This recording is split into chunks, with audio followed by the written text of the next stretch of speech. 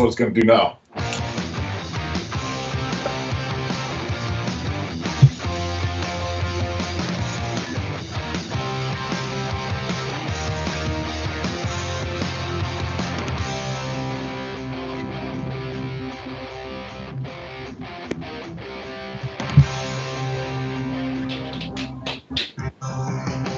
Folks, join.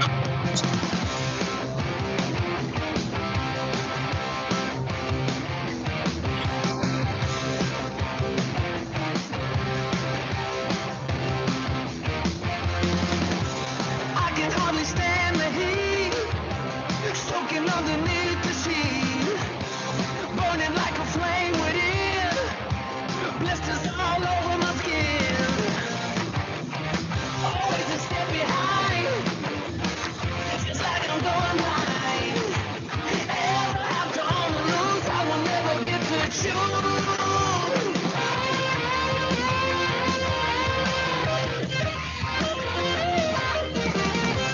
I'm a slave to every vice, taking all the bad advice, dust sticking all over my shoes, I need to get on the blues, always a step behind, it's just like I'm going blind, ever after on the loose, I will never get to choose, nowhere else to go, nothing more to show, I never thought yes.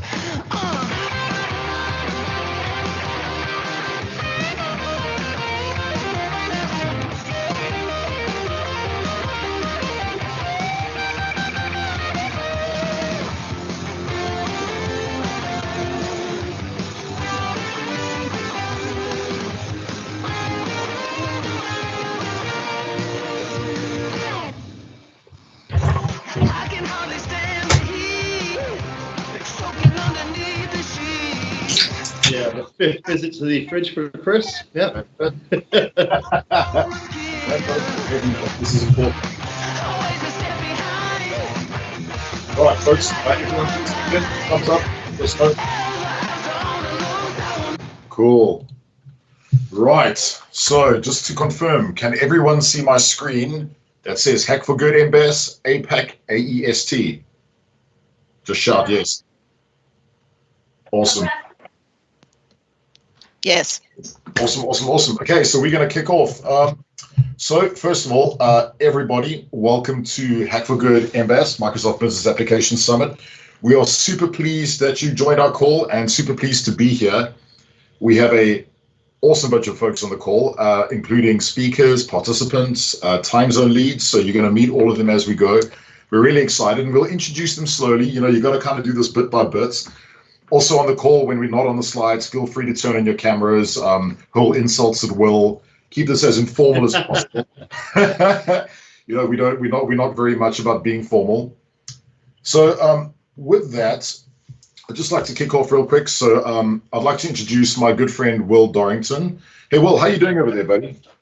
Yeah, I'm doing good, man. How you doing? Yeah, good, buddy. Have you got a beer? No, I haven't. You got one for me? Yeah, hold on a second, buddy. Here you go.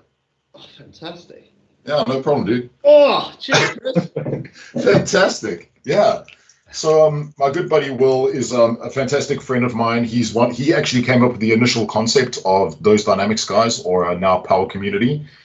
And Will is going to talk to you a little bit around sort of the whole concept about Hack for Good. But one of the important things for us is that and we'll talk about that shortly. One of the important things for us was that with Hack for Good, there's a huge crisis going on at the moment. It's absolutely insane. All of us are affected.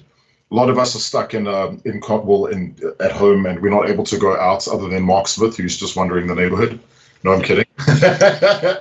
So yeah, it's really affecting the planet, and you've got to understand something here. You know, this affects all of us.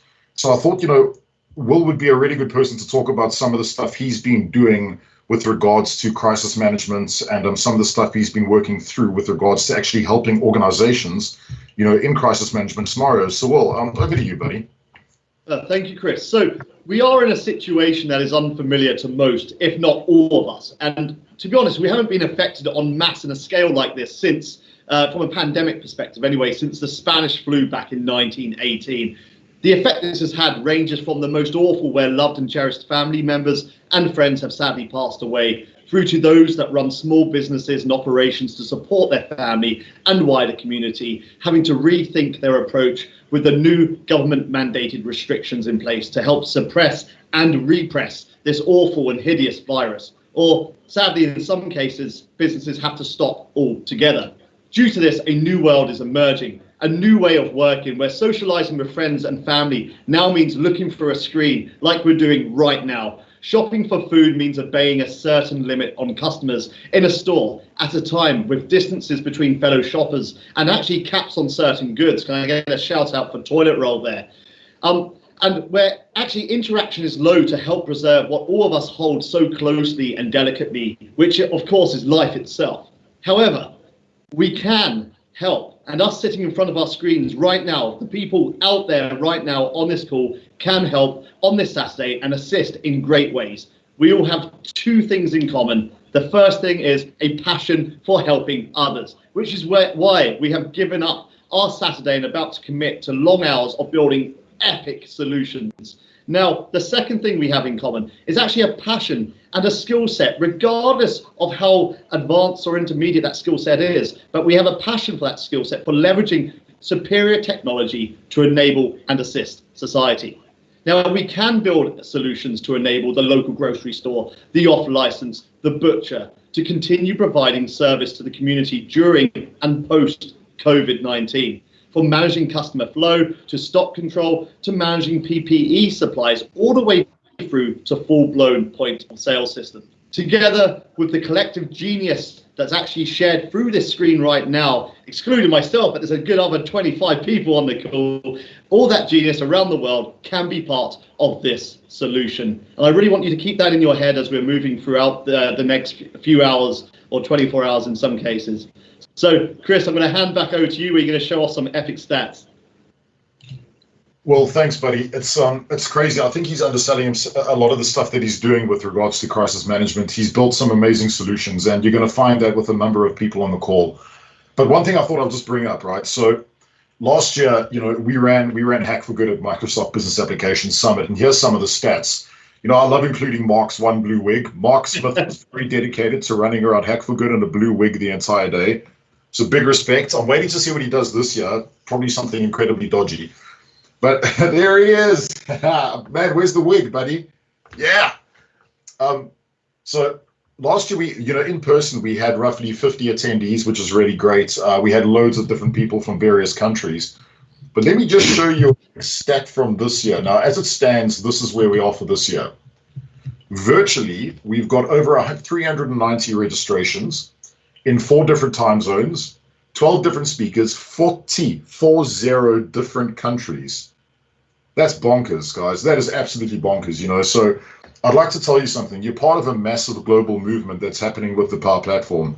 And my good friend Donna is going to talk about a little bit around that movement a little bit later. But one thing we'd love to say is, first of all, we all wish we could be doing this with you in person. It would be really epic. But you know what? We're virtual. Let's make this even better. Let's leverage this platform and really make sure that we build these relationships through the Hack for Good family. So I'd just like to make sure that you guys understand that you're part of a movement. This is not just a technical process that we're following. So without any further ado, I thought I'd first introduce you to a couple of very special people. Now, Will and I don't really count on this because it's Will and I, and we don't shut up. But I thought that the first 2 people you've got to introduce awesome slowly. That's sort of how I've seen stuff work better, right? So Donna is one of the most amazing human beings ever from Microsoft. And I like how people classify themselves like from Microsoft. I actually shouldn't have said that. Donna's just an amazing human being altogether. Doing loads of stuff, all from the fashion world into a published author and a real Power Platform advocate. Then we've got Keith Watling, a superhero in himself, right? So Keith is massive on things like digital inclusion and really getting people to understand no matter who you are and what you do, whether you're picking up dog poop on the side of the road or you're the king of a castle somewhere, you can use the Power Platform and you can help people with this awesome technology. So I don't want to steal too much of his thunder, but I'm gonna let him talk about that a little later. two of the most hardworking individuals I've ever met in my life. You can thank them for putting you guys in teams, collaborating with you, hounding you via email, bothering you for a couple of days. Lainey and Lisa, so you can chat to them. You'll be chatting to them throughout the day, I'm assuming. Well, in fact, you will be. So I want to give you guys props because this hackathon, we were asked to put this together in a very short amount of time.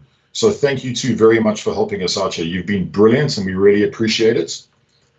And then before I thank the attendees for joining the call, another two of my favorite human beings. Unfortunately, E can't be with us, Eliza, so she's got a family commitments at the moment. But Mark Smith, hey Mark, do you just want to say hi? Or was you run off? Sure. How's it going, everybody? No, I'm here. How are you, mate? Good Here man. for another round. Oh, mate, you're one of the oldest family members of Hack4Good. Hey, you've been around since one of the first ones, haven't you? Yeah. One back in London back in the day, right? That's it, man. Yeah. So thank you so much. So, folks, Mark and E are going to be one of your judges, the two of you judges. I want to say that both of them have got loads of experience with the Power Platform and with the different solutions and the different criteria that we've put in place. And Lainey and Lisa will take you through some of that shortly. So just from an agenda perspective, I promise you I'm not going to waffle on for too much longer. We'll give the microphone to people that matter. So we've got the introduction by Will and I. Will, I should have put your name in here, but actually Will's our surprise guest. That's how I'm covering myself. So what we're going to be talking about in the next session is with Donna. She's going to be talking about Microsoft working to support organizations during COVID-19. Very, very important part of the session because Donna is going to tell you guys the type of things you need to build. So everyone's been hounding us for use cases. We're not giving you guys use cases. Do you know why? Because everyone builds the same thing when you give use cases. We don't want that. We want you to basically tip the box of Lego on the floor and build us the bright pink spaceship or the bright orange fairy princess castle. Make something awesome. Keith will take you through the digital inclusion discussion. Very important when you're working within the Power Platform and the paradigm of the type of people you're working with. Lisa and Lainey. So Lisa and Lainey are basically the iron fist of the law during this hack. Lisa and Lainey will be taking you guys through the rules of engagement. There's a couple of things you do need to know to make this awesome for yourselves, okay? And then here's the best part, right? You've got the Sunday is ending Sunday, not starting Sunday, by the way. You have a flexible 24 hours to do whatever you want with the technology you have. So don't think that you have to just hack for 8 hours. It's up to you and your team. You guys decide how you do this. We are not going to dictate. All we're saying to you is Sunday morning at 11 a.m., we're hoping to have a solution in the Power Platform Bank. All of that information has been given to you in the documentation. There's a website. There's even a virtual pub if you guys want to join me later. So final submissions are at Sunday 11, right? So just to cap off what Chris has been saying, you know, we've seen some fantastic solutions already come out of to support COVID-19 from those that are supporting the UK government and the most vulnerable people we have there through Power Platform solutions, all the way through to hospital bed management and PPE management. And really, we all now have the opportunity, and by we, I mean us on this call directly right now, have the opportunity, the power and the ability in our hands, put my hands up there so you know what I'm talking about, to move forward and be part of the solution for this heinous problem together. And I want you to keep remembering that as we move forward through these coming hours, as you're drinking more coffee, hopefully eating more pizza, because that is the secret to a good hackathon. Just go forward, achieve, and know that you're being part of the solution. So cheers, guys. Thanks, Will. Okay, so our next speaker is, like I said, somebody very special. I'm going to hand over to Donna. So Donna is Donna and I have been working together on this hackathon for a little while, and I kind of think, like, you know, treading, you know, when I work with somebody like Donna, it's treading in the shoes of giants. Not saying Donna's a giant. I'm just saying her personality is. So yeah, Donna, if you just want to share your screen, and yeah, we can get cracking. I can honestly say I've never been called a giant before, so I'm excited by that. This is already the best hackathon ever. Yeah. Can you all see that? Yeah. Just, Donna, before you start. Everyone, so let's crack on. Eliza, snap on the background. Love it. What? Oh, We've got matching bad. We're in the same room. We're having the pink bubbles. Yeah, it's my favorite one because it's the most joyful one. But Me too. yeah, I'll head it over back to Donna. I don't want to take up more of the That's speaking fine. time, but yeah. I'll put myself on mute. We're chill here. Sorry. There you go. Absolutely. Well, I really hope that you want to go out there and make the world a better place. Otherwise, why the heck are you giving up a beautiful weekend to hack for good when there's so much Netflix to watch, right? So we can all assume that everyone who's decided to join this hackathon actually is here to make the world a better place. Now, the more relevant question might be, how many of you want to make the world a better place, but have zero clue where to actually start, right? It's not like any one of us are really in the make the world a better place game. We're not actual superheroes. We're busy running our own business, or we're busy being students, or we're busy trying to find our next job, but we're not actually in the superhero business on a day-to-day basis. So what is a fledgling superhero to do when we have not really a clue how we as an individual can go out there and make a real difference in the world that matters? There's, of course, many options. The thing that most people tend to do is say, you know what, I'm going to go out there and take on a humongous challenge. And this challenge is going to impact everyone in all societies. I'm going to do something grand, like figure out a way that every hospital in the world can admit all of their patients in an organized fashion. Or I'm going to figure out how to distribute food from every farmer in the world to every person who needs it. And they decide to take on this challenge we in the US called boiling the ocean. Now, boiling the ocean, or attempts to boil the ocean, is a dumb idea because you're not going to succeed. You will get frustrated, and then you'll quit. And then you'll be back home on the couch watching Netflix, being kind of dejected and annoyed with yourself. Rather, than escalating quickly from, I want to change the world to, I want to boil the ocean, let's not do that. Let's do something a little bit different. I have hosted and participated in and spoken at maybe 200 hackathons in my day. I love hackathons. They're one of my favorite things in the world because they bring together people from all walks of life, from all kinds of backgrounds, and throws them in a room for a concentrated period of time. And the energy is outrageous. And it's amazing some of the things that have come out of hackathons. Some truly, truly exceptional projects that all of you use that have become products in the world have come out of hackathons. But one very, very common thing that I've seen in every successful hack team is this one specific thing. They choose one person to help with one solution. Now, you might think, Donna, that's the stupidest thing I've ever heard. Have you ever been to a hackathon? You are so dumb. So hear me out, right? Let's give you a real example, all right?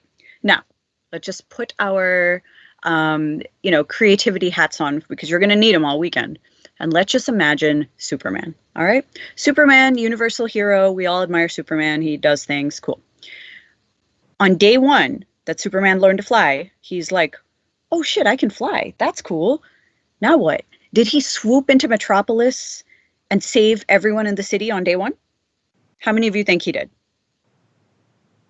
No one thinks that because he did not do that. Day one, Superman saved like a kid from a cow or something, right? He's like, oh no, that cow's going to run over that kid. Save the kid. He lives on a farm in Kansas. I don't actually know what Kansas is like. So I just assume there's cows running rampant, running over children. And I found this picture. So I assume he's saving this kid from a cow, right? That is the very first thing he did once he learned that, oh shit, I can fly. He tested out his flying muscles by saving one person from one situation. He did this ancient software engineering trick that we call building for one, scaling to many. So this is a real thing we do here at Microsoft, and I've seen so many teams all around the world do it, and it works incredibly well, where you solve a problem for one person, and you realize there's so many other people in the world who have the exact same problem, and you can scale your solution to all of those people. But you've now tested your solution on this one person, and you've gotten a pretty strong advocate and a pretty strong, test subject, victim, whatever you choose to call it, to scale to many. A solution is far more believable when it's already been tried and tested on a specific human who's willing to be maybe like a advocate or a testimonial for you. So I'll tell you a real story. This is from APAC. Many of you know these fine people. These four lovely young people are Microsoft trainees. So Microsoft trainees are people who come from non-traditional backgrounds. One of our trainees is a former chef, one just graduated high school, one used to be in the entertainment industry. So these are people who are not computer scientists, they are not coders, they have no idea what we're talking about, used to. They joined the Microsoft trainee program and went through about 6 months of training. One day, the government of New South Wales, which is a state in Australia, called the Microsoft Australia office and said, yo, we need your help with the real problem. Microsoft Australia said, what?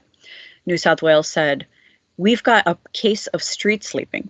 This is where people sleep on the streets at night because they don't have homes. And we want to do something about it. We've got lots of room in our shelters, but we don't know the most vulnerable people who we should be approaching. Can you help us with a solution?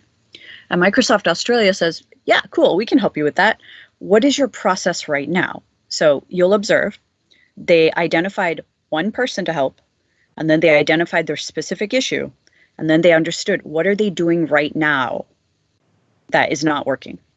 So right now, that homeless shelter is doing this.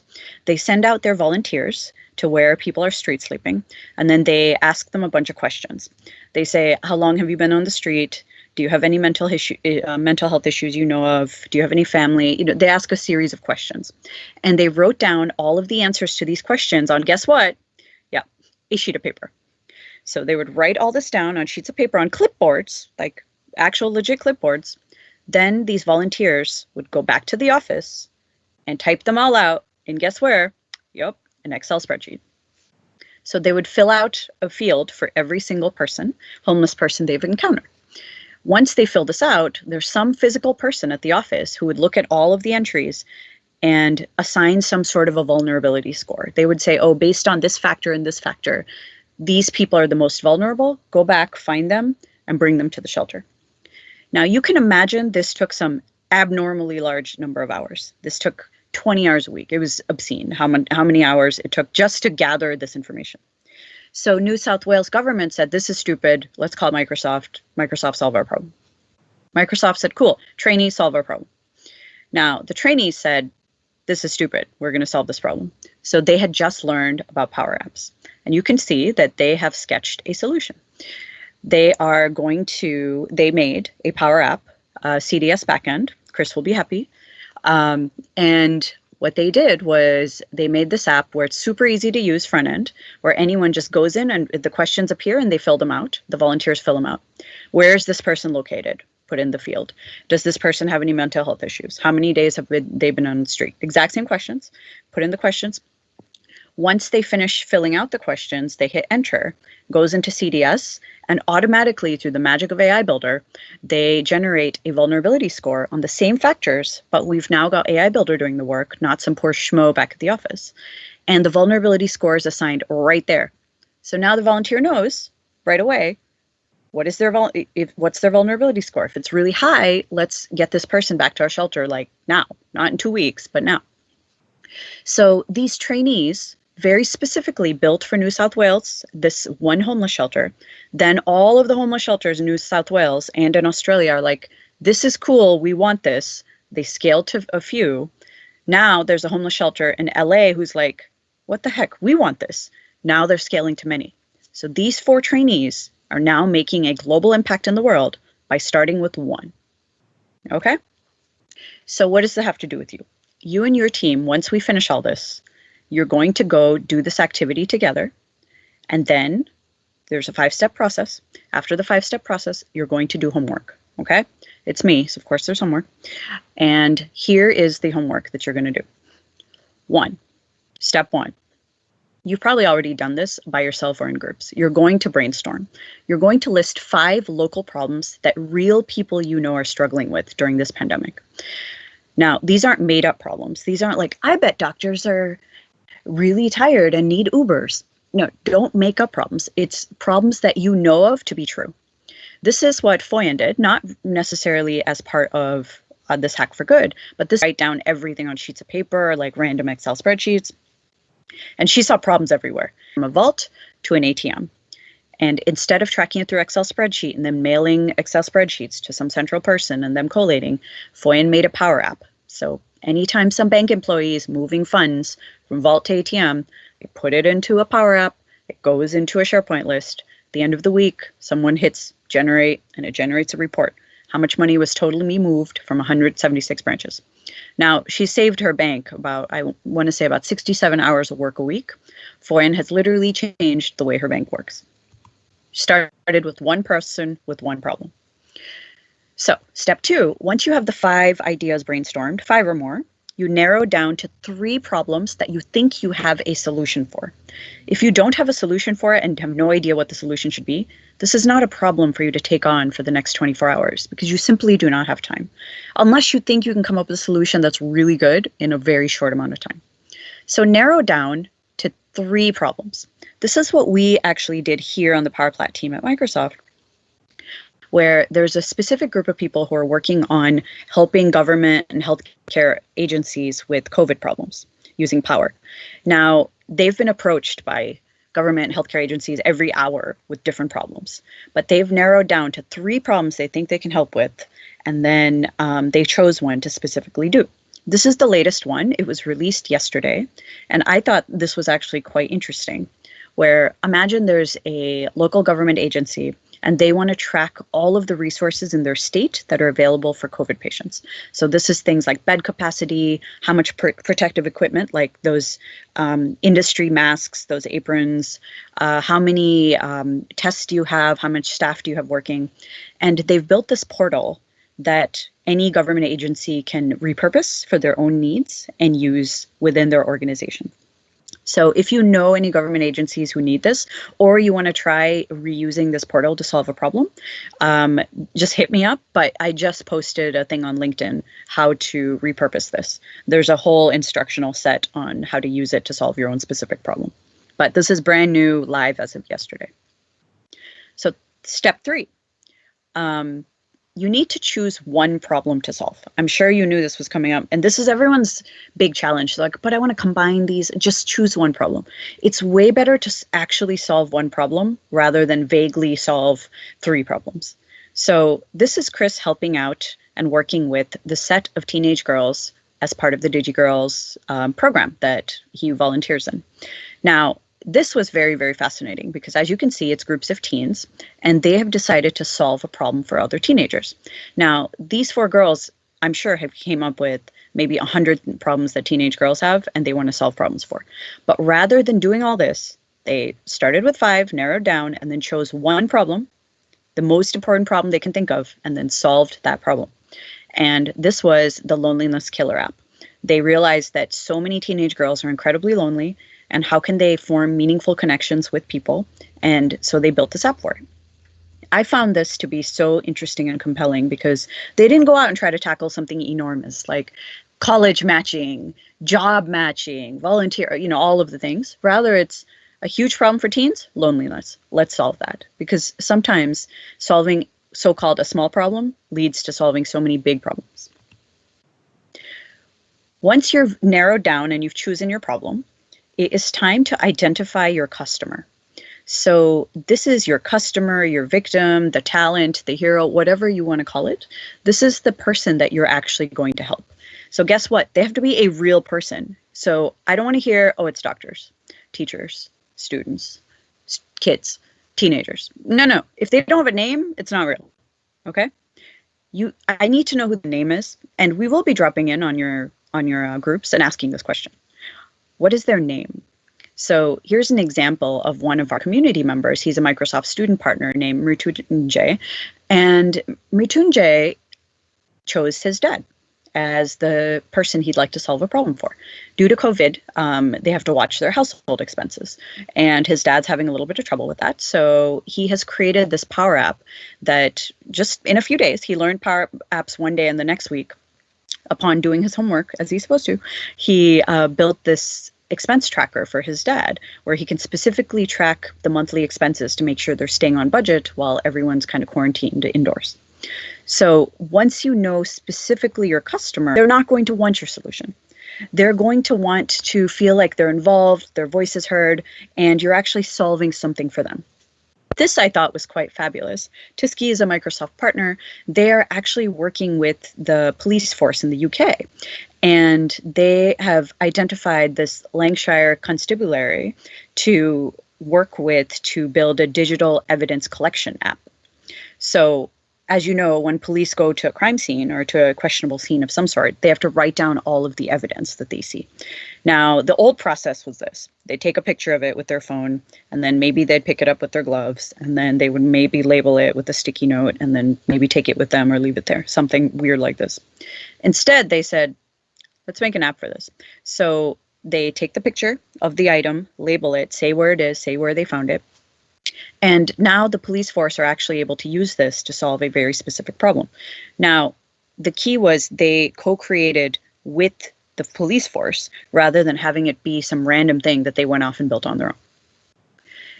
They also talked to the police about what have you tried that has not worked.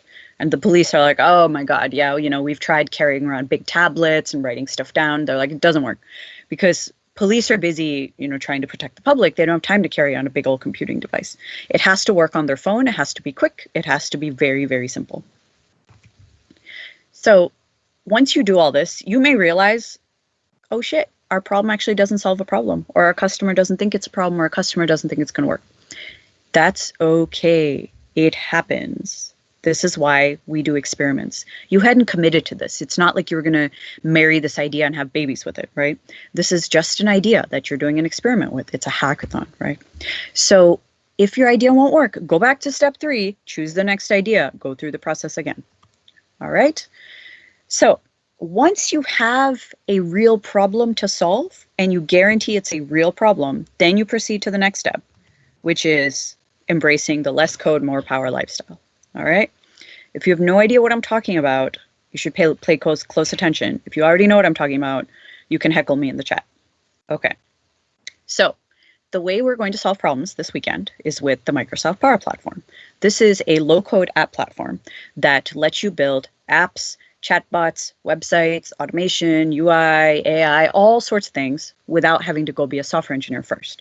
Now, I am a software engineer, but I still think this is super freaking cool because it lets me automatically make stuff that I don't actually want to make, because the kind of software engineer most software engineers are is we really like one area and we don't like anything else. So let's do a quick overview on Power Platform and what the heck it is. Now, Power Platform is built on Azure. It takes all of the shiny stuff that you've heard about from Microsoft Azure and makes it accessible for people who don't actually have time to go and learn Azure, or people who just need to solve a problem like yesterday rather than going and figuring out bot framework or Azure Cognitive Services or all of these things. So the first part of the Power Platform that everyone talks about that you might have heard of is Power Apps. These are the low-code way to build apps. Now, these apps work in a web browser, they work on your phone, and very important, they also work in teams. So I would love for all of you who built a Power App to figure out how to pin it within your teams, because you can do it, and it's very useful, and it's very helpful. And it's a really, really good way to not have to switch out of whatever you're doing to see your Power App. You'll hear lots and lots from me about Power Apps and teams. Now, what I really like about Power Apps is that it lets you build iOS and Android apps without having to go get like the JDK or learn Swift, because I'm not doing that. Now, these apps, of course, work on all of your tech devices, but you can also integrate in a bunch of other things to work with your Power Apps. One is AI Builder, which I'll talk a little bit about later, but it's a way to automatically get a bunch of random AI stuff for free. One that happens is the basic Power Apps tutorial. You go from an Excel spreadsheet to a Power App, and somehow the intelligence in Power Platform knows which columns to put in which screen and what should be a header and what should not. That is all done through AI Builder. That anything that's kind of automatic or, wow, that's cool, that's all AI Builder. So anytime you say, oh, that's cool, assume it's AI Builder.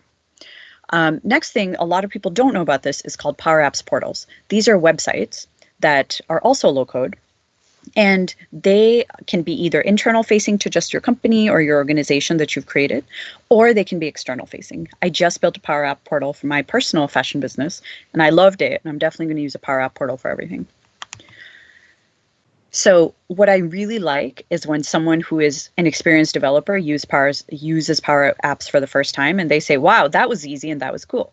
This is Rita Okonko from Nigeria, and she is an Android dev. She's coded in Android for over 2 years, and she just created a Power App like 2 weeks ago. And she said, that is so freaking cool. So once she built her first Power App, she's been on this little speaking tour around all of the Microsoft student partners, teaching them how to build one too. Because even as a professional dev who codes for a living, she found this so very useful and so easy. If you're just getting started, do the entry tutorial. It is very, very straightforward and very basic, but it will give you a feel for what the Power Platform is. If you've done this 100 times, completely ignore this. Next, Power Automate. Power Automate is used behind the scenes for so many things. It's used to trigger certain notifications and trigger a certain activity or let you know when something happens, but there's 300 plus connectors that you can attach to. So you can have emails, you can have text messages, you can have them connect between services. It really is the muscles and the tendon of the Power Platform to bring all the different parts together. So you can also use it to extend all of the capabilities of whatever exists. Oh, hi. So one of the things that might be interesting for all of you, or might not, is robotic process automation. This is when there's any sort of old school legacy app that doesn't have APIs. How do you automate that thing? So RPA is really good for that, where you can go click record steps, click a bunch of stuff, and hit save and say playback, and then those steps will replay for you. We've seen a bunch of more traditional companies do this with their older apps. Now, this is one of my favorite new things in the Power Platform, the Power Virtual Agents. These are chatbots or virtual assistants who do work for you without you having to learn cognitive services and build your own bot. So one of the things that I really like about this is you can embed these bots anywhere. You can put them in your normal website. So, like donnasarko.com, I can embed a bot. If I want to make a Power Apps portal and embed a bot, that's really easy. I can embed it within Teams. I can embed it in so many interesting places. I love being able to embed these bots. Also, you can look at all the analysis and figure out which are the right questions, which are the wrong questions. One demo I did the other day that I really, really, really like is taking an existing FAQ page. So frequently asked questions automatically generates a bot. It is super, super straightforward. If you need help with that, just ping me and I'll be happy to show you how to do it. I thought that was the coolest freaking thing. Big use for small businesses. If you're just starting with PVA, check out the tutorial. If you've done PVA a lot, you do not need this. Okay. We love talking about Common Data Service, and mostly this is here for Chris so he doesn't yell at me. Common Data Service is a really, really good secure data store for all of the Power Platform. If you host all of your data in a common data store, then you're able to access it across all of the components of Power Platform without being like, do I have access to that? No, I don't. Like, for example, if you store stuff in Excel, you're not going to be able to make a Power Virtual Agent. You're not going to be able to make a Power Portal. You're not going to be able to do a lot of things. But if you store everything in Common Data Service, you get all of it, and it's also secure and compliant, and everyone is happier. Alrighty. So AI Builder, I promised AI Builder. I would love for some people to try out AI Builder at least once during this hackathon, whether it's for your project or not. So just look up AI Builder and you'll come to this screen, and you can do all of these interesting things. Like form processing is where you look at handwritten forms and you're able to say, I see the same form 100 times. How can I automatically know that this form has the right signature that I'm looking for? Or object detection, spaghetti or not spaghetti, dog or not dog. That kind of thing, usually you use like Azure AI or Cognitive Service or Lewis Framework to do. You don't have to do that. You can just use AI Builder, which means uploading 5 examples and clicking build model and train model, and suddenly you've got a model. It's so cool. If you want to try it right away, you can do this business card reader. That's pretty freaking cool. And then also this language detection or key phrase extraction thing. So I found these to be enormously helpful, especially in hackathons. You're like, I wish there was a way to. You're like, go check out AI Builder. So it's kind of fun, really interesting to use. I highly recommend everyone try. All right. Now, of course, I'm strongly biased, but I think the coolest thing in the Power Platform is mixed reality. And some of you might be in the private preview right now. If you're not, go get in the private preview. Go find this blog post. Just look up the title and you'll go right to the blog post. Scroll to the bottom. There's an email address. right to the email address, get yourselves in the private preview. Whether you use it this weekend or not, you should be in the private preview because it is cool. There's some amazing user scenarios. It's all about making 3D objects and placing them in your own world from your phone using Power Apps. So you're not having to learn the Windows SDK. You're not having to learn Unity. You're not having to learn all of these things that we had to learn to do holographic development. It is so cool to do mixed reality, augmented reality through Power Apps. I am overjoyed. One of our amazing community members, Reza Durrani, actually built this demo, and I loved it. I thought this is so cool. Very useful for, imagine those smaller furniture stores who right now can't sell anything. People want to buy things, but they can't come in and see them in the shop. So imagine being able to do this. Say, I have this chair to sell. How would it look in my house? Let's go tap anywhere to place. So suddenly you can take this holographic chair and put it into your real world. It is insanely fun to do, really, really cool to use. Thank you, Reza, for being voluntold into showing off your demo for us. So what I think is the superpower of the Power Platform is not all the tech stuff. The tech stuff is really cool. I love it. But it really is the community. I love that so much of the community are people who've never really coded in their entire lives, and now they're all software engineers doing the thing. So many of them are volunteering to be team leads and speakers and volunteers as part of this hackathon. So many of them are on teams. That makes me insanely happy because it's the first time in my entire tech career, 18 years, that I've seen a hackathon with a whole bunch of non-software engineers. That's why I believe we're going to get better solutions, more useful solutions, because people won't lead with tech. They'll lead with making sure they're identifying the right human, solving the right problem for them. As of this week, I don't know if you know, but there are 3.7 million Power addicts in the world. These are people who've embraced Power Platform as a way of life. They've embraced the less code, more power life. And today, by joining this hackathon, you are one of them. And I would just love to remind you that it is really true that never doubt that a small group of thoughtful, committed people can change the world. Indeed, it's the only thing that ever has. I truly believe that because I've seen it done a million times. So thank you so much for being here. Please take the Power Platform and use it as the sidekick to your superhero. Go forth, change the world. Thank you so much for being here. Yay! Donna, thank you so much. That was awesome. Yeah, I'm pretty inspired. I'm gonna go build stuff. I'll see you guys later. Yeah, that was cool. So everybody, I really hope you enjoyed that. You know, Donna, thank you for taking the time to present that. And I love the concept of, you know, the approach of the superhero, and like, you know, you can't just go and build crazy stuff up the box right now. Well, you can, but I mean, you got to learn. There's things you got to understand. And, you know, I think from that perspective, I want to hand over to Keith. So Keith is going to talk a little bit around the digital inclusion piece and how you can get people a little bit more included in the Power Platform, whether you're a citizen developer or you're somebody that's like super pro code, it doesn't matter. So Keith, can you project your screen, and over to you, buddy.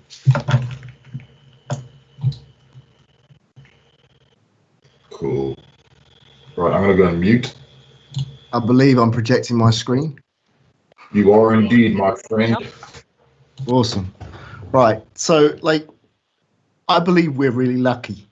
Yeah, like, I know there's COVID-19 in the world, but a couple of months back, we were all together in London.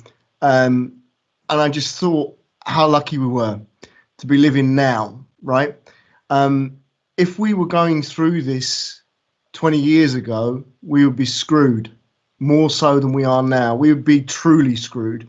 And if we were going through this 40, 50 years ago, we'd be completely screwed, right? We'd be none of us left, right? It'd be like zombie apocalypse.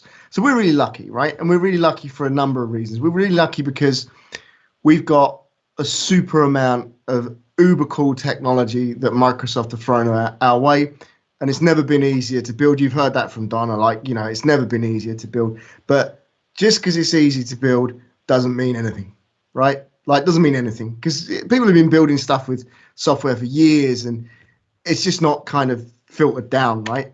So like the big man, the big boss man, right?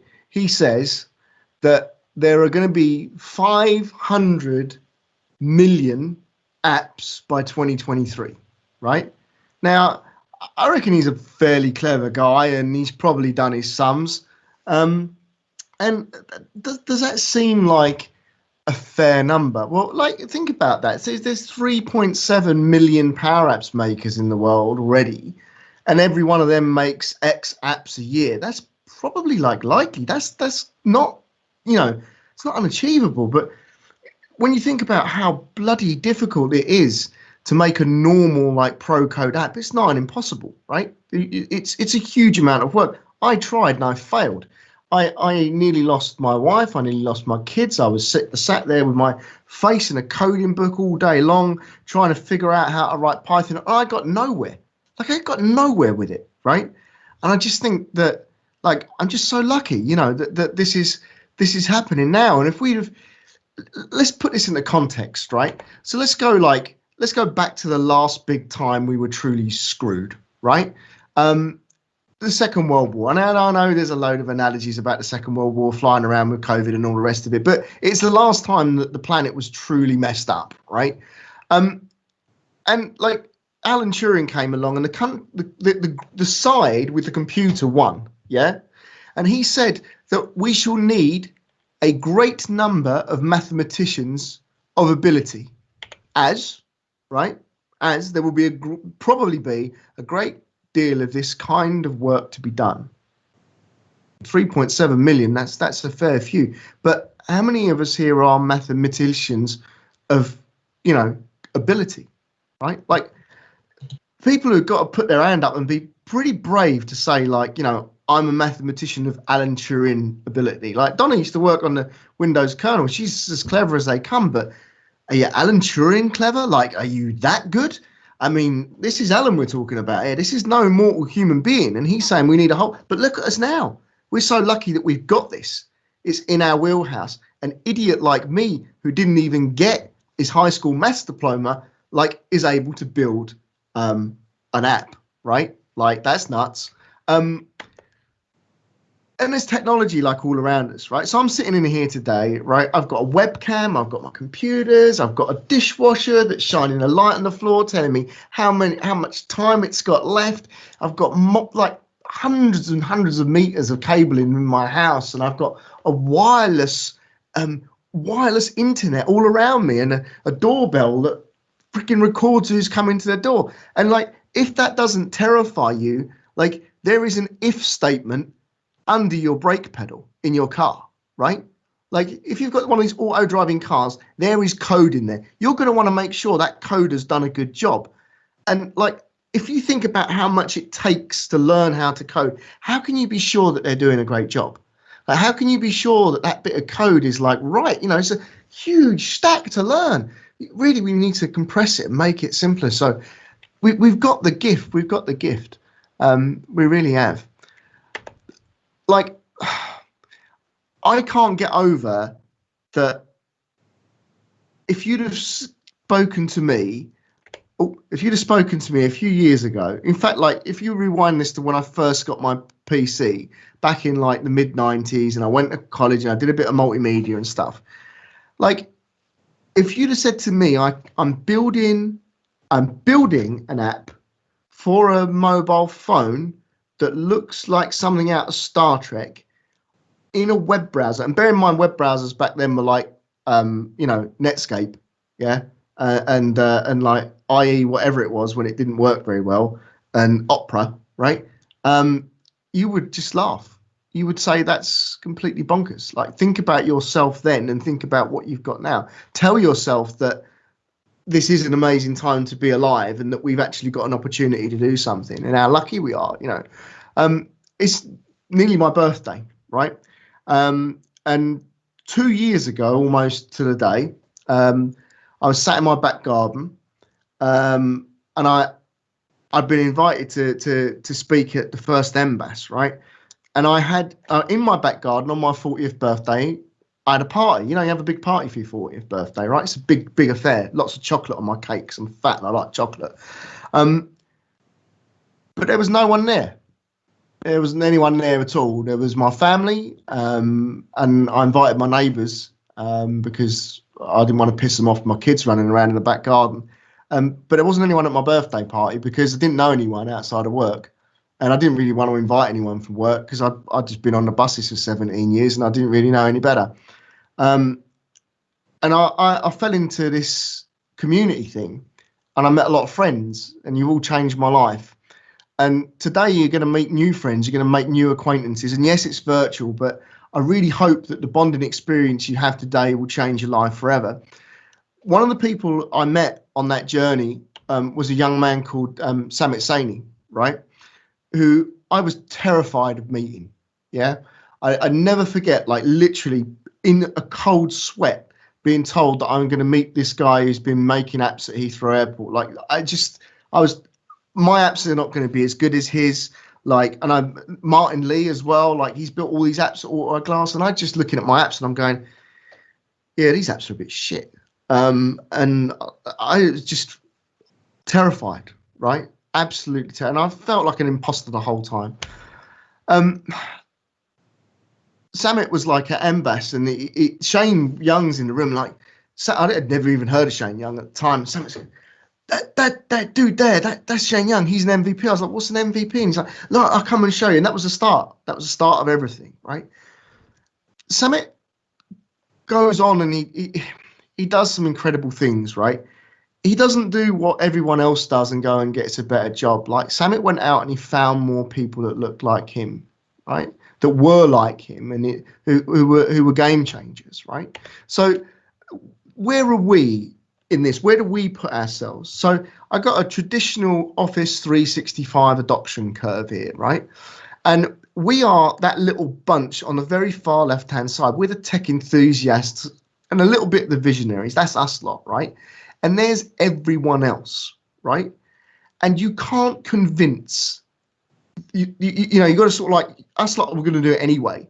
And then there's this big hump in the middle that's everyone else, right? And that's our job to climb that hill. But it's the skeptics. And Samit's first thing he did, he didn't take it the easy way out. He went and chose to speak to a skeptic. He went and taught a guy in his 60s who said, you will never teach me technology to make technology. And he built an app. He built a bus inspection app for Heathrow Airport. Like, he changed the trajectory of that guy's future.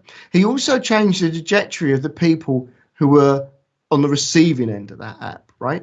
So Samit went out and he said, look, there's more me's here. I can change more people's lives, right? I can make more people app makers. He could have been sitting there going, being the webmaster bottleneck, being, you must all come through me. I am all powerful Samit Saini. No, not Samit, right? Samit goes out and he finds Naz, right?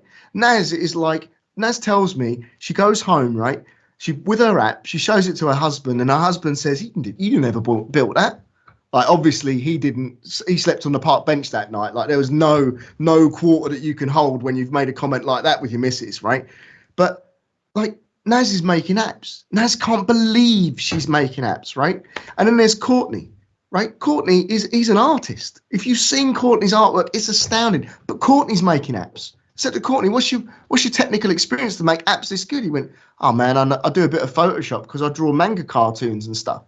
Like, completely out of the blue, like Courtney's doing it. I've got this beautiful photo of Sancho Harker, right? One of the most talented people I've ever met in my entire life, right? Showing his apps to Courtney and Naz. Sancho is amazed that people are listening to him. Courtney is just blown away by what Sancho is telling him. Naz is just standing there, just like taking it all in. I mean, it's just glorious, like watching the electricity, because what I saw in that little kind of microcosm wasn't a bunch of people going, look at how cool my tech is. It was a microcosm of people saying, look at this tech, look how it can change the world, and look how it can change my life and the people's lives around me, right? I can bring this difference to other people. And it's incredible. Like, it shouldn't be like this, but it is. So I'm going to introduce you to someone. I'm going to call him Terry to protect his identity, right? This is Terry. Say hello to Terry. I might tell. Terry cleans a bus.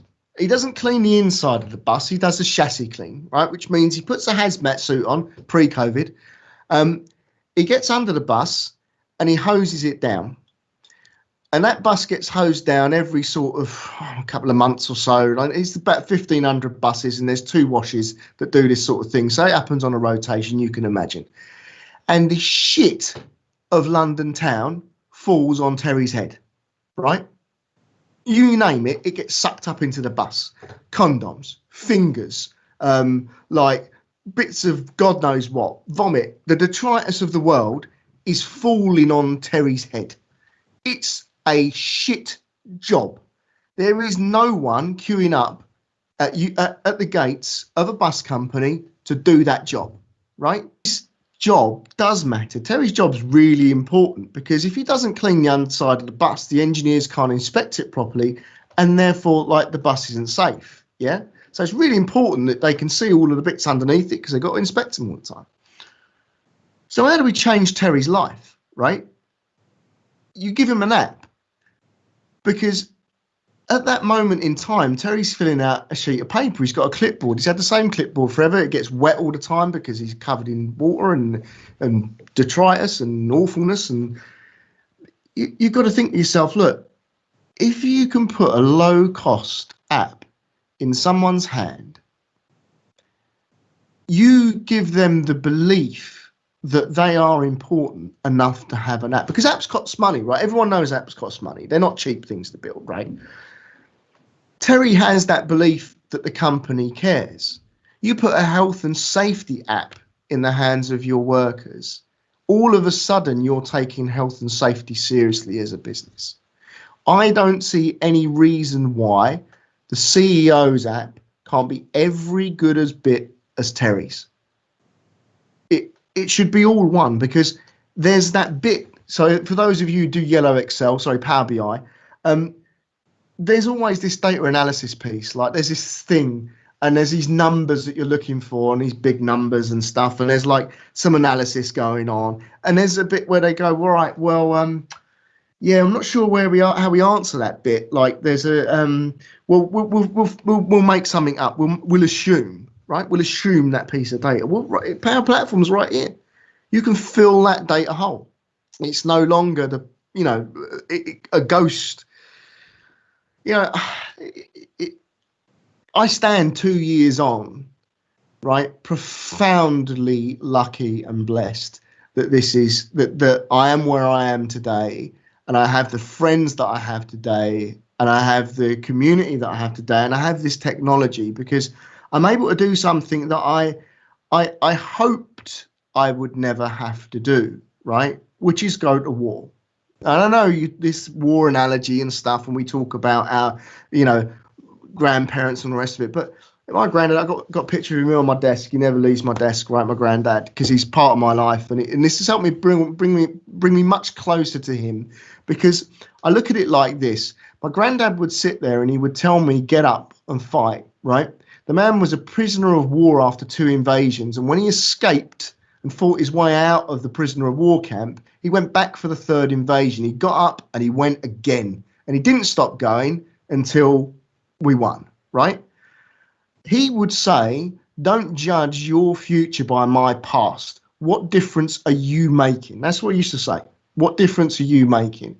And I think that we can, as a community, adopt a charity, a business, an organization to help through this, right? Call it pro bono work, yeah? We have got these superpowers, these incredible tech superpowers. We've also got the know-how, because we're BizApps people, right? We understand how business works. So we can help rebuild, we can help tackle it, we can help with phase 1 of the virus, phase 2 of the virus, and phase 3, 4, and 5 of the virus, until we're all the way past it, and we're all in the pub having a bloody good piss up with plenty of beer, plenty of food, and watching Will and Chris, going nuts like they usually do, and fighting people in the streets, right? That's what we're trying to get back to.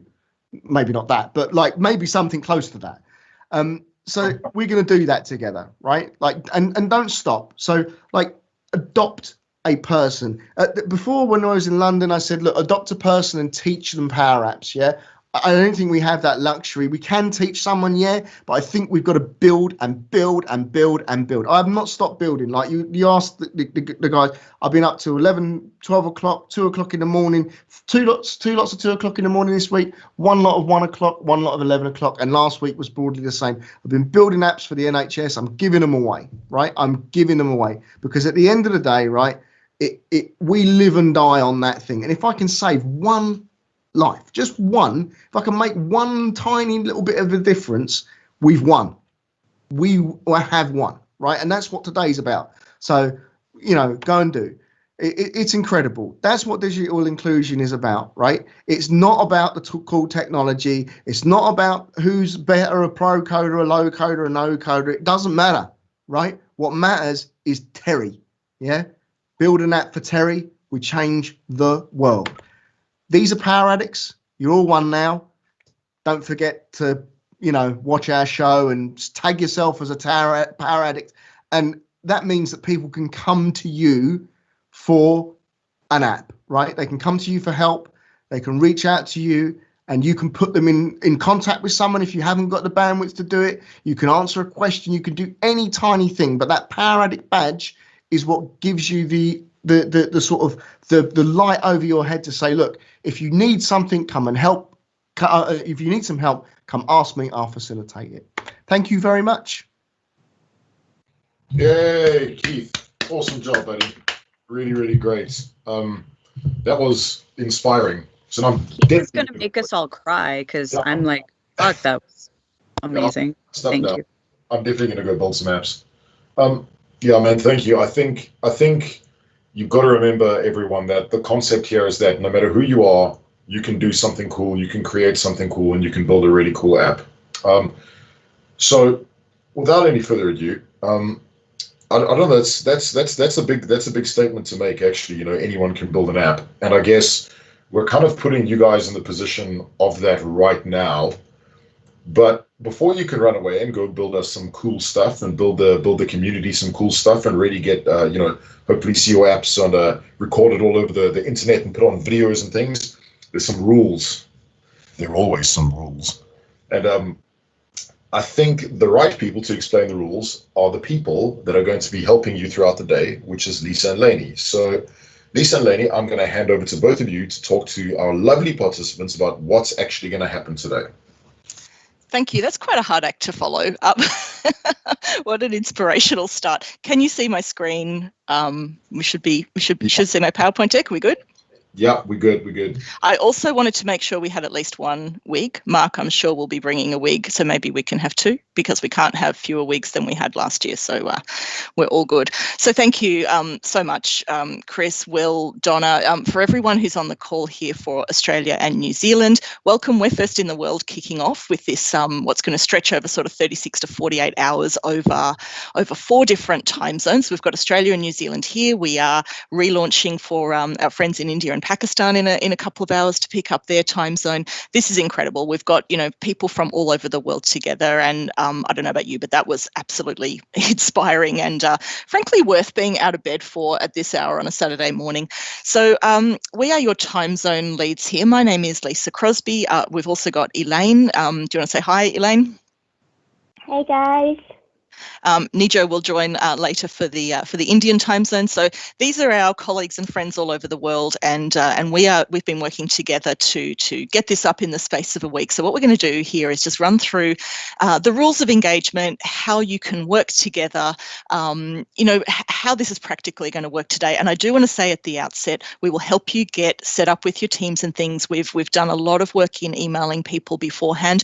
Hopefully you've got a team. Hopefully that's all good, in which case, great. If you've got people who haven't turned up, haven't emailed you back, if you've joined and you don't know what your team is, then I'm going to pop up a thing at the end of how you can get help, and we will spend you know, the time straight after this presentation making sure that everyone's got a team and that you've got someone to work together. So please, if you've joined and you don't quite know what team you're in or whatever, don't panic. We're here. We're going to get to that straight away once we're done with this section here. So Hack the Planet. Today, you're going to build solutions that are going to help people. There's heaps of inspiration that's come through from Donna and from Keith there in talking about finding people to build solutions for. And I think just from a context of where we are in Australia and New Zealand right now, I think we are incredibly fortunate in that we live on island country, and while it's not over for us, I think we are perhaps at a different stage than some of the rest of the world. So as you start to think about the solutions you build today, there are three kind of ideas here. One of them is the crisis app, and of course, building an app that is a response to an immediate risk is a valid thing. There are still those needs out there, but especially for those of us in Australia and New Zealand, I think there's a real opportunity here to think about solutions that take us forward beyond crisis and into these ideas of restarting and reshaping. So businesses are now starting to wake up again and go, okay, we might be able to come out of this, but it's a new world. What does that look like now? And it's not going to snap back straight away. So what can we help with in terms of efficient solutions, light revenue things that can help people kind of just restart, get back in as we start to ease the restrictions and it's not the same and it's not fully back to where it was? What solutions are going to help in that stage? And I think that's where it's going to be imminent for us is there's going to be a whole lot of new needs around that restarting process. And then even beyond that, reshaping what things are going to persist well beyond this current situation into new ways of working and reimagining business processes. So you can go to any of these places. I just wanted to point out, especially for the situation that we're in locally here, that you can also think about solutions that are heading forward into those kind of restart and reshape, because the needs there are going to be very real as well. How do we get back on our feet? What solutions can we build post-crisis to help with that? So I'd encourage you to think about those things. All right, I'm going to hand over to Elaine to take you through your mission here for today and how you're going to be working together. Hey, Elaine here. First of all, thanks so much for joining this so early in the morning, Saturday. I even see some India guys here. This is like 6 a.m. over there, right? Kudos to you guys. It's really early morning for Saturday. So let's go through what your team needs to do, right? So first of all, there's three main important things here: planning, execution, and completion. So it's because this is a virtual hackathon and all of you are probably sitting in your own home, it's very important that you plan it properly. First of all, go through the list that we have sent through. I've sent through a checklist last night to all the team leads. If you have missed it, just drop me or Lisa an email or send an email to the APAC email. It has all the instructions on how you set up your team, set up your trial environment. Make sure that you have all the necessary tools set up. If you need Azure and it's not in the video that Chris has put together, just go and sign up for your own Azure trial. If any questions on it, just let us know and we'll try and help you through it. Next thing is collaboration. So it's very important to collaborate. Please talk to each other. Keep in touch throughout the time. Make sure that you're working together. You have all your tasks planned out. Everyone know what they're doing. Don't worry if some of your team members don't show up. Just drop us an email. We'll help you sort it out. And don't worry if some of your team members come in late. Situations like this, we just gotta be flexible, and then things will just turn out all right. Just don't panic. Anything, just email us, talk to us. We are here all the time. Next, think of the use case that you want to build. So Donna have this a very good presentation, examples on the use cases that you can come up with. I emphasize again, just try to solve one problem and not 1,000,001 problem. Look at the situation in your region, in the country today. Think of what solution that you can build that not only help the current situation, but the future when we start opening up and the new normal. So think of a solution an overall solution that can help us adapt to the current situation and what's coming up next. So next, let's talk about execution. So execution is really important. Think about how you want to execute. talk to your team members, agree on the solution you want to build, help each other, make sure that you have your plan in place. Don't build anything before the actual day, that means before we get started. So that's very important. Let's have a fair game here. Have a timeliness. Make sure you set your time properly.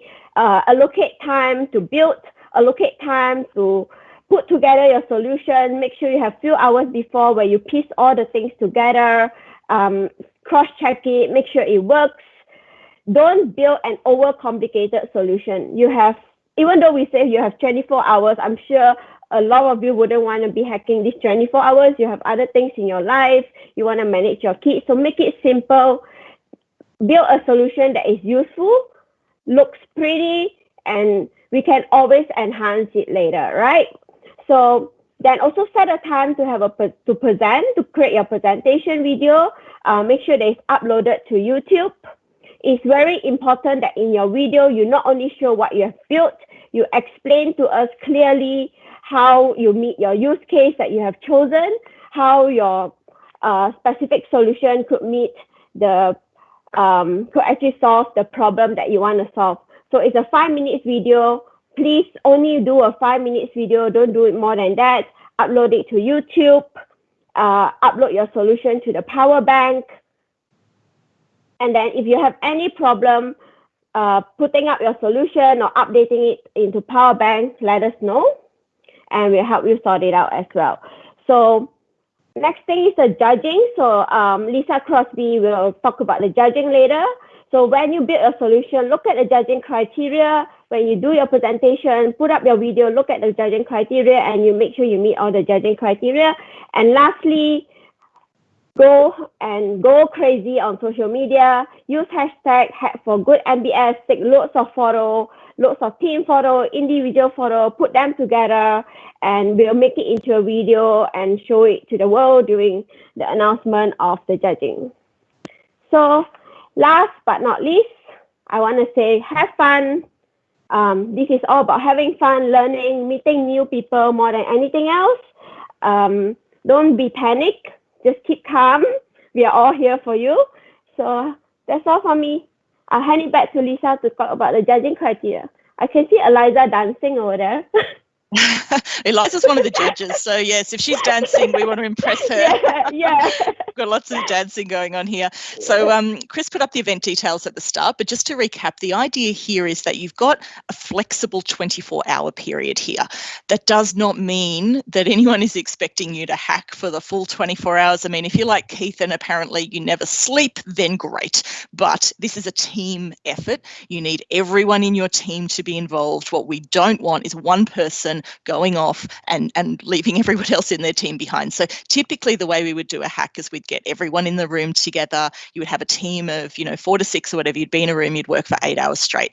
We know that that's not possible. Everyone has different things going on in their lives. Not everyone in your team will be able to hack for the same period at the same time. So this, getting your team together at the start and working out what are you going to do? Who's going to be responsible for what? How are you going to collaborate? Collaborating doesn't mean that you all have to be sitting at the screen at the same time. You might divide the work up and someone can go away and do a part and come back as it suits them. You have to work with your team to work out what's reasonable. But please, this is not about an individual superstar. And I really hope you've gained that from just listening to, our speakers at the start. This is very much about working together, learning from each other, lifting together. It's not about one person going off and building a solution on their own and doing that. You're in a team. It's a team activity. So we're going to have a 24-hour period, but you're hacking for a few hours within that time. You're working with your team. We all know it's difficult times.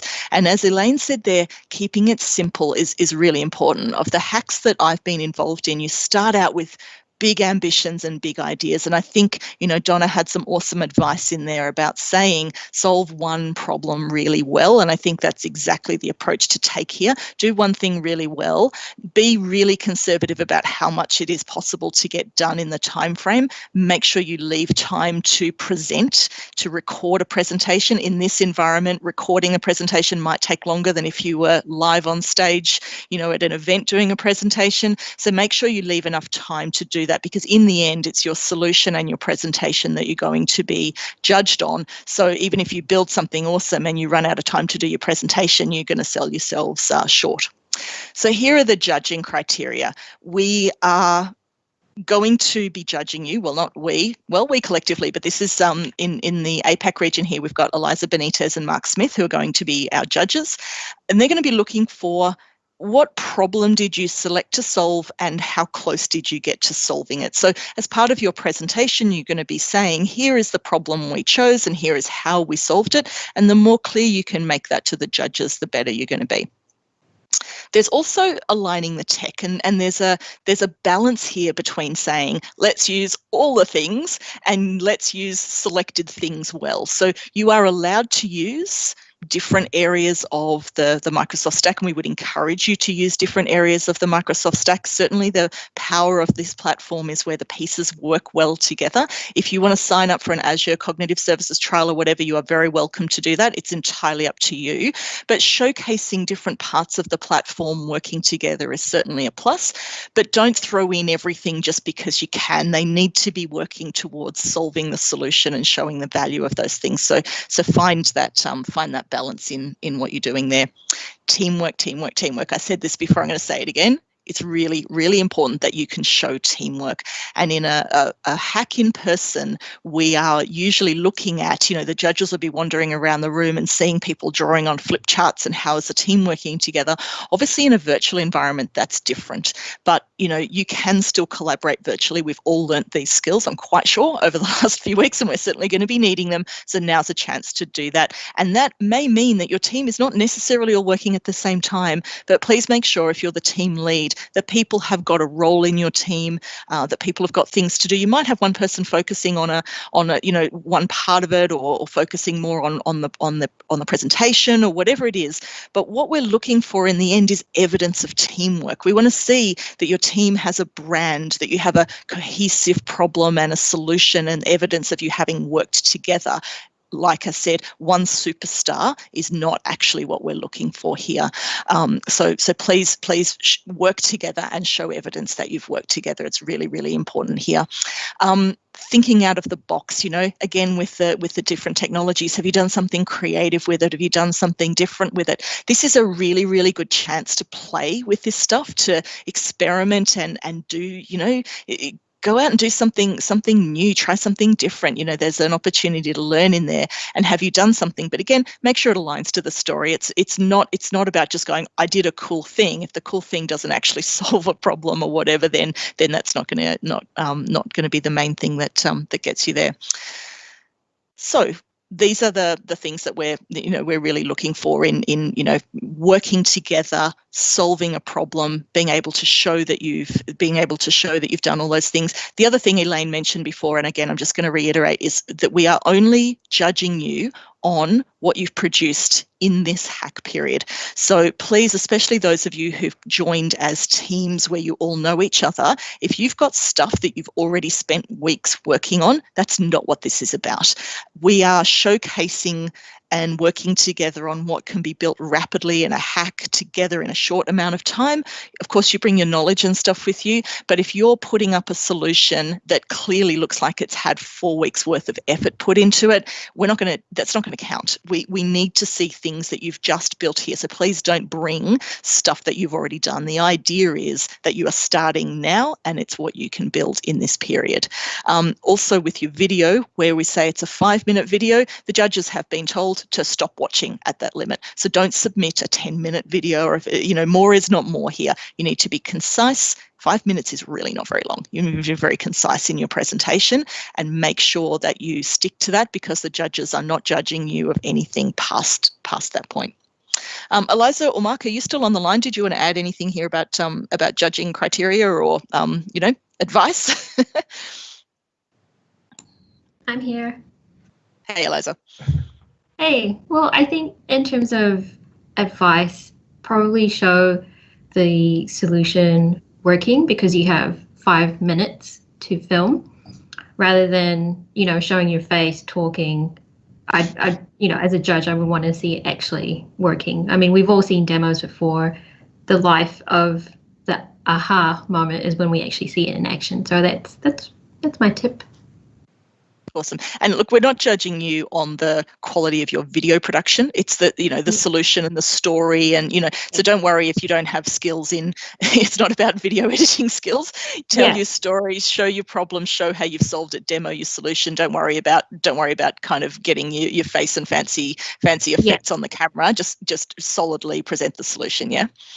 Yeah, and I'm not going to judge you based on like your background audio. So if you've got your kids or your dog barking, you're not going to get -1 points. It's all about the solution that you've built together as a team within this 24 hours. So yeah.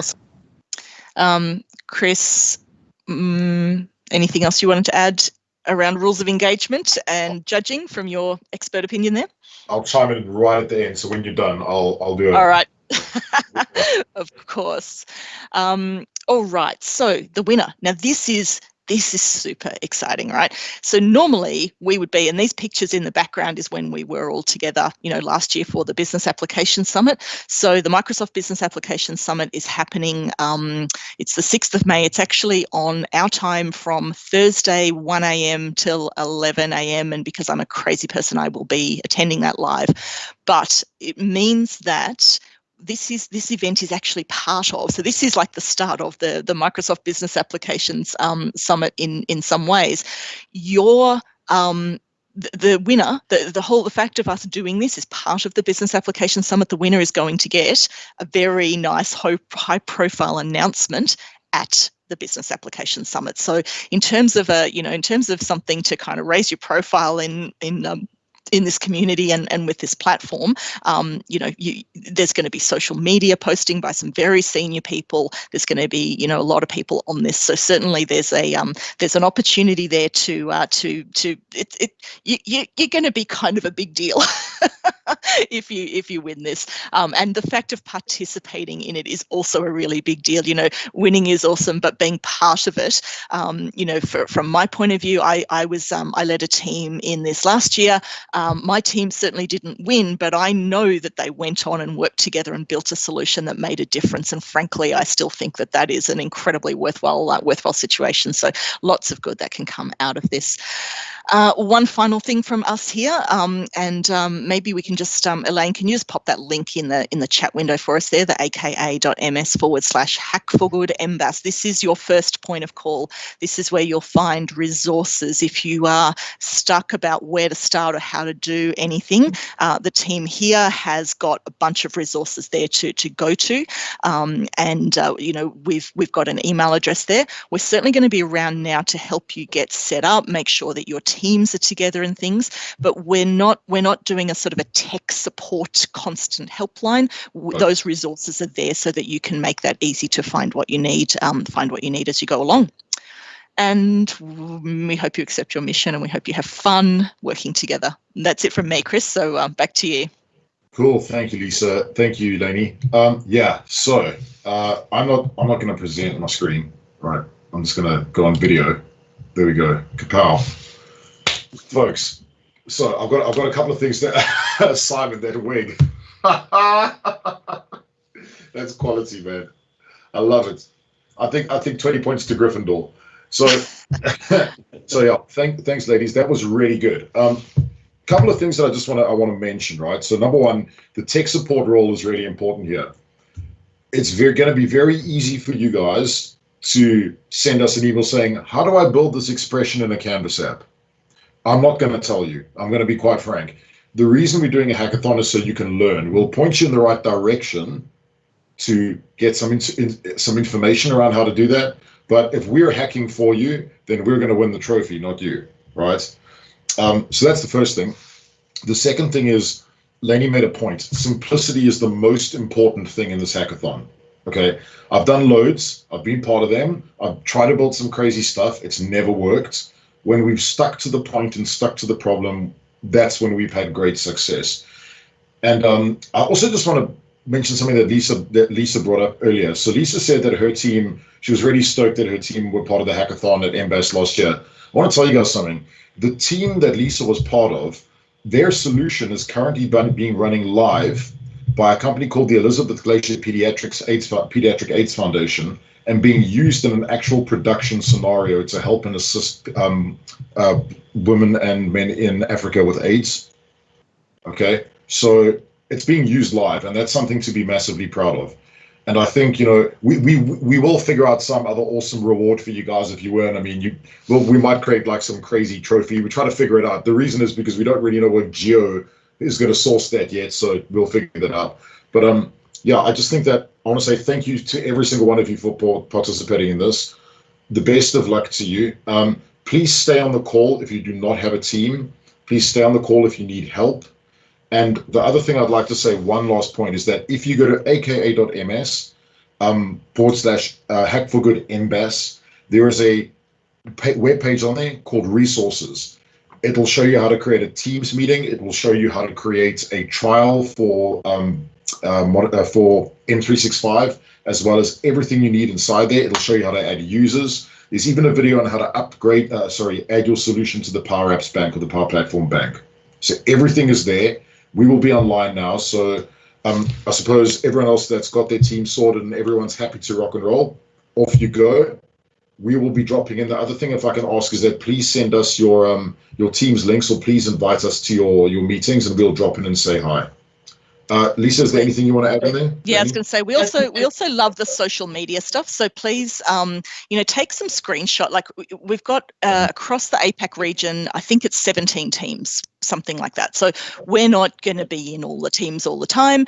Please send us the link to your team's meeting, and we also appreciate that you're not always going to be in your team's meeting all the time. So as you're working together, take some screenshots of what you're doing working together, and share them on social media. Email them through to us. We're happy to amplify on social media. All of us are sort of all over Twitter and LinkedIn and things. So, you know, be part of this movement and sharing it. There's a lot of fun to be had in joining that conversation and sharing those things on social media. If you haven't already sent us your team name and who's your team lead, especially if you registered as an existing team, please just email that through to us, and then you can go ahead and start. And as Chris said, please stay on the line now. If you don't know who your team is or you don't have a team, we managed to get everyone who confirmed their registration into a team last night. But if you've missed that, then please stay on the line and we'll help sort you out. Elaine, did you want to add anything else? I think I'm good. No, I just want to say good luck and have a good 24 hours. Fun. You have 24 hours. Good luck. So for those of you on the ANZ time zone, that means your deadline is, you've actually got 24 and a half hours because we finished this a bit early.